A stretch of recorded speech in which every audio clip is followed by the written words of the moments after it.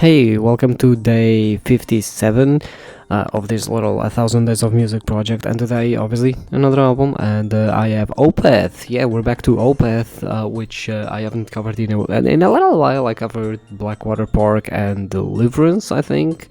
Oh my god, there's so many more Opeth albums to cover. But today I decided to go a little bit more. I was gonna say I decided to go a little bit more modern because this is the first. I mean, okay, maybe not the first album that I've heard, but it's the first song from Opeth that I've heard, or at least the first song is in this album. And then I realized, oh wait, this album came out 9 years ago, actually. So it's recent in the sense that it's relatively recent when compared to the rest of the discography. But it's not like recent, if you know what I mean. And yes, I am talking about Sorceress, the 2016 album that they released. Now, because I did a jump from Blackwater Part, which came out in like the 90s, to pretty much an album that came out in 2016, a lot has changed with Opeth, and pretty much in this era of Opeth, they're more in a prog rock phase than necessarily a prog metal. I mean, technically, spoilers, but they're kind of back to a prog metal phase with a new album, at least from the little I've heard. Yeah, essentially, I guess they enjoy switching around, which is fine, you know. Like I like when bands do experiment and everything, and this album feels a lot like that. Now, as is good fashion with me and discovering music, it's the same shit with Magma. When I first discovered Gojira, I discovered Stranded and Silvera were the songs that I discovered, which were both in Magma. And Magma wasn't very well received by the fans. You know, people thought, oh, they're selling out or whatever, right? And it's kind of the same thing with Sorceress, if you think about it. I don't know if you were around back then, but people weren't very happy with Sorceress, especially, you know, given Opeth's entire discography, especially, you know, how good a lot of these, especially I call it the golden era of Opeth, you know, basically between Blackwater Park to Watershed is where like that golden era of Opeth for a lot of people is on. So, you know, for a lot of people this was already kind of disappointing that it wasn't, you know, the prog death metal that they usually do. And then on top of that, it was during an era that a lot of people didn't really enjoy.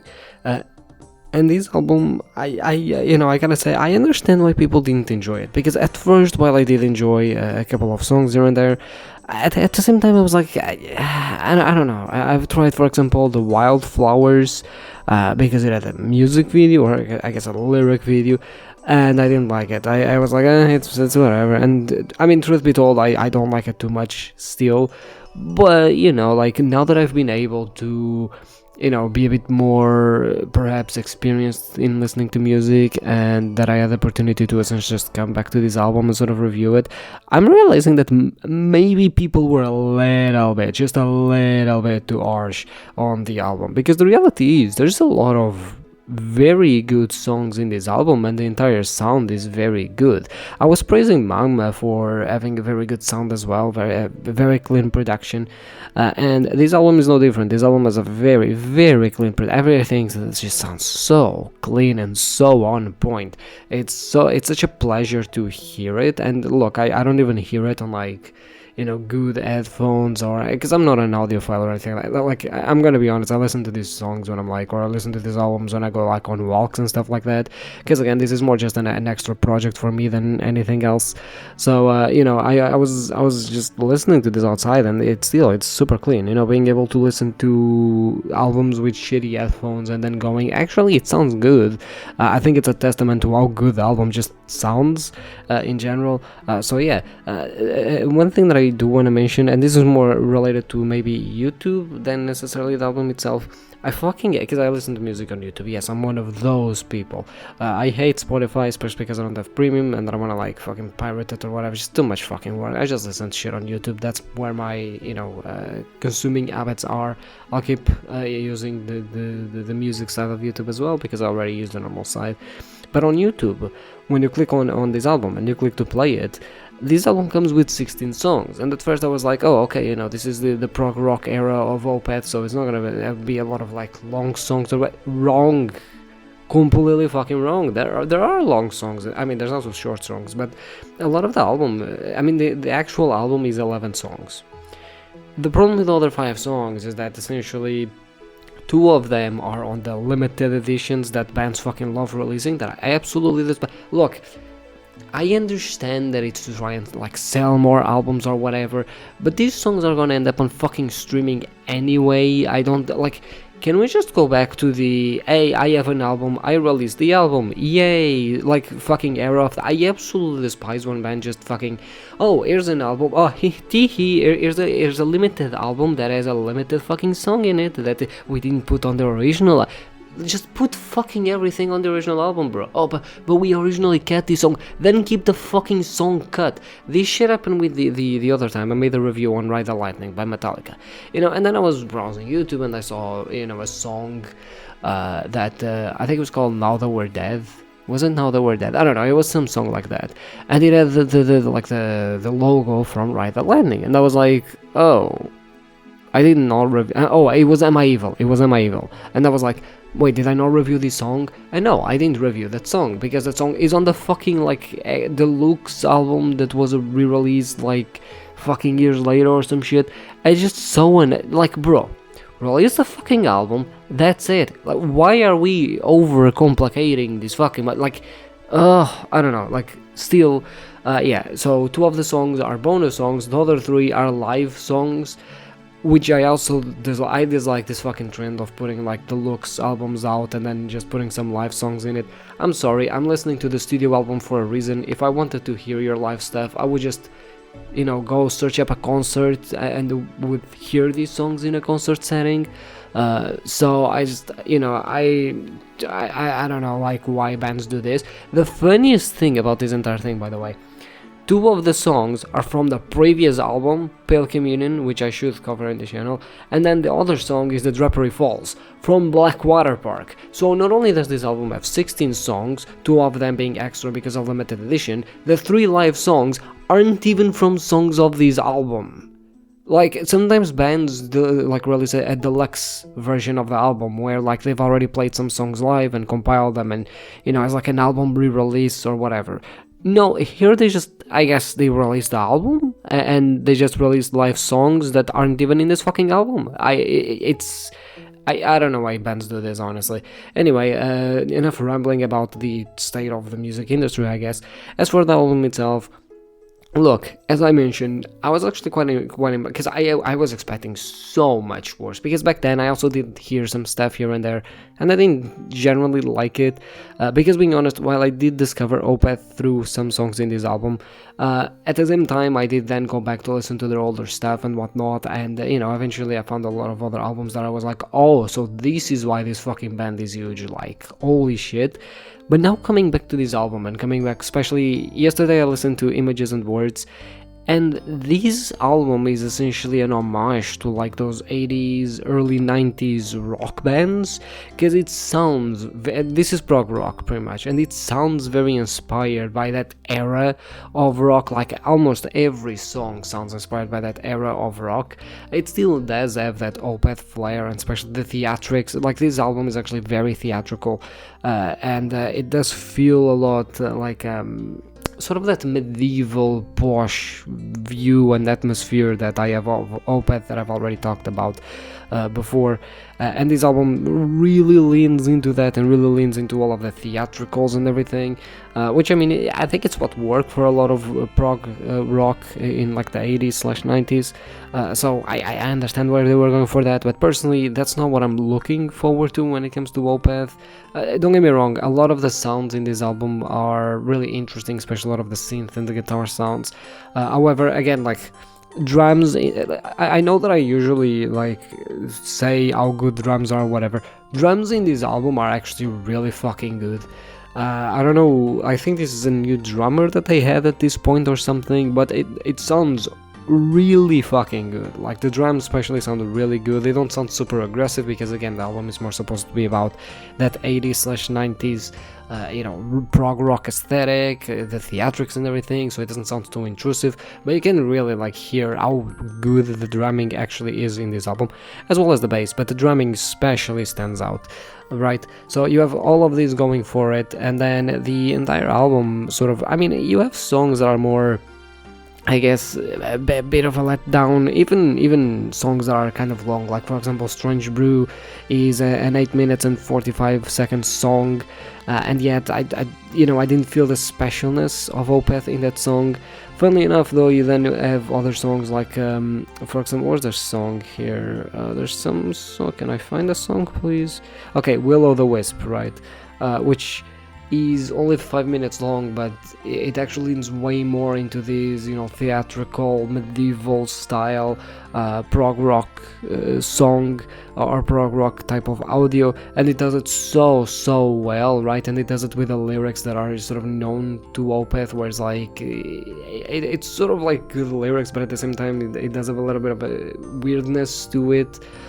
Which I really love, that sort of weirdness. I think I think it contributes a lot to how sort of medieval and posh, like the baroque, I guess, the lyrics actually sound. So I think it does a very good job at that. But then, like, you do have other songs like, for example, Era.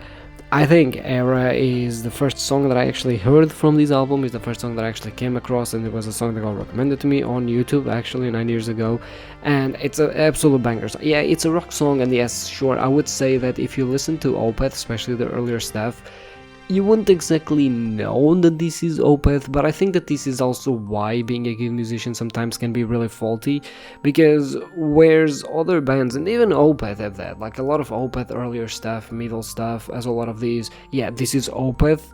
At the same time, this album showcases that they're so great at doing what they do that they can just camouflage themselves as a completely different sound and do something completely different that you don't even realize it's Opeth, right? So I guess in that regard, especially in some songs here, Era being one of them, where it doesn't sound like Opeth, but it sounds really good. It's a really great song, right? And it's the one that I came across, and again, it's a very competent song. I will say there's two songs in the album that are the two, I guess, quote-unquote intro. I mean, it's the intro, Persephone, and the album ends with Persephone's Slight Return, which is kind of like the intro of Persephone, again, just played again, and that's sort of like how the album ends. Personally, I understand why they did that, and I understand, it's sort of like this loop of something ends and another thing begins. I get that, cool thematic thing or whatever. Personally, I would have ended with Era.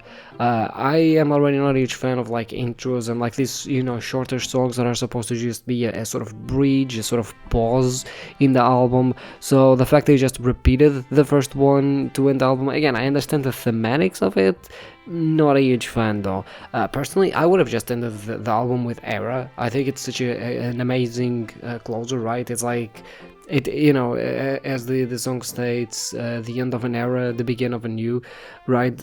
I just think it's so great to close a song with saying that it's the end of an era, and then, it's the start of something new. I think it really opens the gates of, you can still have this theme of something that loops, of sort of, I guess, evolution or life being sort of a loop and everything, but it would have opened the doors a bit left to interpretation, where people could maybe give other interpretations, even to a more meta perspective of the band, at what the band has gone from or through rather, and what the band has done in the past. So personally, that's how I would have ended the album, but I understand why they wanted to. Again, like, it's still really cool thematically, but personally, I would have just cut it off at Era.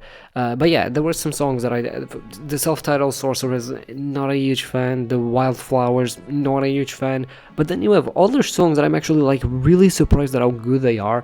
Chrysalis, for example. Chrysalis, I don't know how you pronounce that, but yeah, Chrysalis is actually really fucking OP song in the album. I thought my favorite was gonna be Era. No, Chrysalis is where it's at. This song is actually like just an hidden gem. It's like, I'll admit it's a bit more on the rock side, but I think that especially if you heard Pale Communion, you will understand why I like this song so much, because this song is more on the vein of Pale Communion than it is Sorceress. It does have the theatrics and everything, but it just sounds so interesting. It's so fucking catchy, and it's catchy again, like how how a lot of stuff from Pale Communion is as well. So I really actually vibed with this song, and I think it's by far my favorite in the album, right? But yeah, overall, I mean, again, we had Sorceress 2, not a huge fan, Strange Brew. It was nice, but it wasn't anything amazing, I would say, right? So there's definitely here a lot of, I would say, missed opportunities, primarily because, okay, I think that if I had been listening to this album and you told me that this was just a band that was from the 80s or the 90s or whatever, right, that wasn't Opeth, I would have been like, oh, okay, it's actually solid, okay, I like it, I'm excited to see more of their work. But because this is Opeth, especially at this time, because this is not one of their first albums, this is fucking like 10th or whatever, no joke, like they've again, like this came out in 2016, they started putting out albums in like the early 90s, if not 80s. I think it was early 90s. So it's been quite a lot of music, it's been quite a lot of years. So to me, I wouldn't say it's a bit disappointing, but it's definitely a little bit different. Now, I would understand if this was more like of a side project of the band wanting to pay homage to the 80s and the 90s prog rock, which they didn't exactly have the opportunity to explore, because they were more of a prog metal band, and at that a death metal band, like a prog death metal band. So I get that, but this wasn't a side project. This wasn't just a small release. Like, this was supposed to be a big studio album release. And again, especially after Pale Communion, I get it. It's hard to pay or at least to top that album, and I'll talk about it later. I'll talk about that album some other day, but I think it's hard to top that album. And then you come out with this. I understand why people were sort of disinterested. Again, like, I did see a lot of the hate, I guess, if you can call it that, be more about how they're not death metal anymore or whatever, right? Or how they're not prog metal anymore, like I guess the second quote-unquote era of Opeth and whatnot. But I understand why, even if you're a fan of, I guess, the prog rock era of Opeth, why this might be a little bit of a disappointment to come out. Again, like, it's solid. It's just like Opeth set the bar so high for themselves that albums like this, while they're endearing, especially from a perspective of paying homage to bands and everything, it's just like, it's not very good, I guess, for their standard. Like, this for another band would have been, oh yeah, like, fucking really consistent album, really good album. For Opeth, However, at the same time, they did in a way kind of spell the end with, the end of an era, because after this they did release an album that was a bit more heavy, perhaps. I wouldn't necessarily call it prog metal necessarily, but I understand where they were coming from when it came to that regard, and I understand, like, in a way, maybe they did want to put the end of an era, and that's why they add that song there. That song is very fitting. I think you can use that song for a lot of things. But yeah, other than that, my 5 meters telling me like a 6 out of 10, honestly. Like, I think I would have given it more, but I don't know. Again, I don't like to disrespect my 5 meter. I'm vibing a 6 out of 10, so I'm gonna give it a 6 out of 10. And yeah, I'll see you tomorrow with another album.